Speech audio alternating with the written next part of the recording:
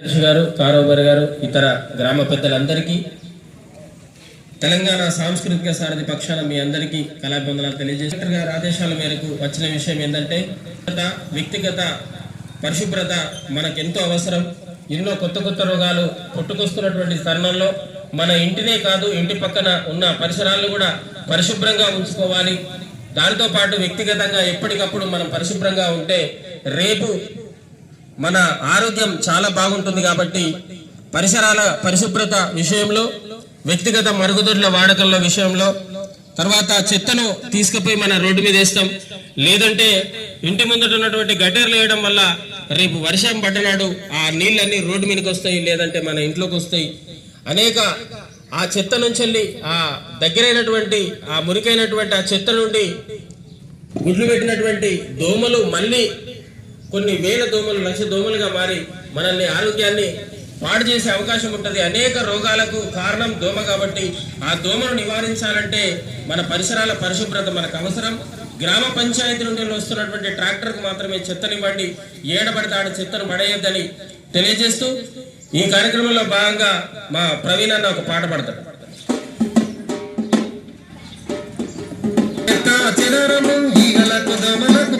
నివాసము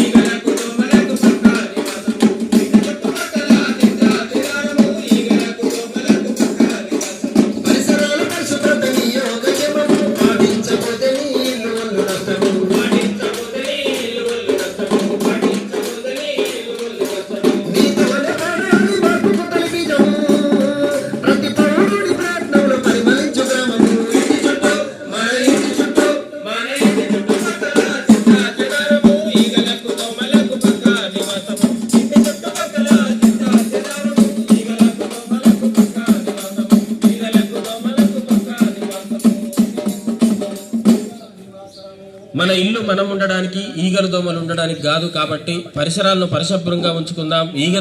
ఈగల నుంచి, దోమల నుండి మనల్ని మనం రక్షించుకుందాం. వీటికంటే ప్రమాదకరమైంది ఇంకోటి డ్రగ్స్, తర్వాత గంజాయి, మత్తు పదార్థాలు ఏవైతున్నాయో మన యువతను నిర్వీర్యం చేస్తున్నాయి. చాలా గ్రామాలలో ఈ గంజాయి మహమ్మారి మరీ ఎక్కువవుతున్నటువంటి సందర్భంలో గ్రామంలో ఉన్నటువంటి పెద్దలు కానీ, గ్రామంలో ఉన్నటువంటి అక్కడ మీ ఎవరి పిల్లలను వాళ్ళే తల్లిదండ్రులు జాగ్రత్తగా చూసుకుంటే తప్ప ఈ మహమ్మారిని మనం పారదోలే అవకాశం లేదు. ఎందుకంటే ఎక్కడ చోట చిన్న మరుగు దొరికిన కాడ పిల్లగాళ్ళు సిగరెట్ల రూపంలో తాగుతుంటారు. అది మామూలు సిగరెట్ అనుకుంటాం కానీ లోపల గంజాయి ఉండే అవకాశం ఉంటుంది.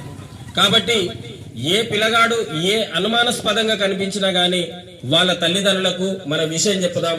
అప్పటికీ వినకపోతే దగ్గరలో ఉన్నటువంటి పోలీస్ స్టేషన్ లో మన కంప్లైంట్ ఇచ్చినట్టుంటే ఖచ్చితంగా నాకెందుకులే అనుకుంటే అది మన ఇంటి వరకు వస్తుంది. మన ఇంట్లో ఉన్నటువంటి పిల్లల్ని కూడా నాశనం చేసేటువంటి మహమ్మారి. దాని నుంచి మన పిల్లలే కాదు, మన గ్రామంలో ఉన్నటువంటి ప్రతి బిడ్డని కాపాడుకోవాల్సిన అవసరం ఉంది.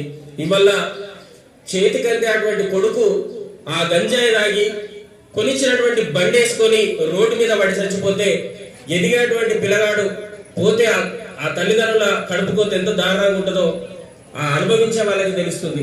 అంతేకాదు మన పిల్లలు కొద్దిగా పెరగానే బండి కావాలని ఏడిస్తే మనం పెద్ద పెద్ద బండ్లు కొనిస్తాం, వాళ్ళకి లైసెన్స్ ఉండదు, వాళ్ళు నడిపేంత ఏజీ ఉండదు, రోడ్డు మీద పడి చచ్చిపోతే వాళ్ళ బాధ వర్ణాతీతం. కాబట్టి బండ్ల విషయంలో డ్రగ్స్ విషయంలో ఎప్పటికప్పుడు జాగ్రత్త తీసుకోండి. లైసెన్స్ ఉన్నా సరే హెల్మెట్ ధరించండి. కంపల్సరిగా రోడ్డు మీద పోయేటప్పుడు చాలా భద్రతగా వెళ్ళాలని తెలియజేస్తూ ఈ కార్యక్రమంలో భాగంగా మా పలిగేరి రాజేంద్ర ఒక పాట పాడతాడు.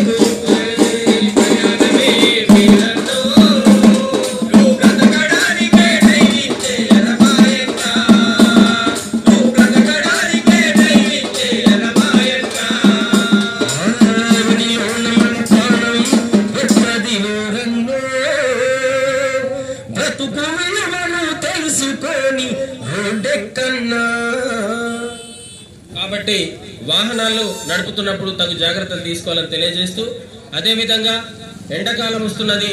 ఎండకు మనం పొద్దున్నే మబ్బులు ఏదన్నా పని ఉంటే చూసుకొని 10-11 వరకే ముగించుకొని ఇంటికాడ ఉందాం. మళ్ళీ ఏదన్నా సాయంత్రం చేసుకుందాం. కానీ మిట్ట మధ్యాహ్నం మనం ఎండలో పోయినట్టుంటే ఎండ దెబ్బ కొడితే మన ఆరోగ్యం క్షీణించే అవకాశం ఉంటుంది. కాబట్టి దయచేసి ప్రతి ఒక్కరూ ఎండాకాలం తగు జాగ్రత్తలు తీసుకోండి, నీళ్ళు ఎక్కువ తాగే ప్రయత్నం చేయండి, మీ ఆరోగ్యం మీరే కాపాడుకోవాల్సిన అవసరం ఉందని తెలియజేస్తూ ఈ కార్యక్రమానికి సహకరించినటువంటి గౌరవ కార్యదర్శి గారు, కారోబారి గారు, మిగతా గ్రామ పెద్దలు ప్రతి ఒక్కరికి పేరు పేరున తెలంగాణ సాంస్కృతిక సారథి పక్షాన మీ అందరికీ కళాభివందన తెలియజేస్తూ ముగిస్తున్నాను. Thank you.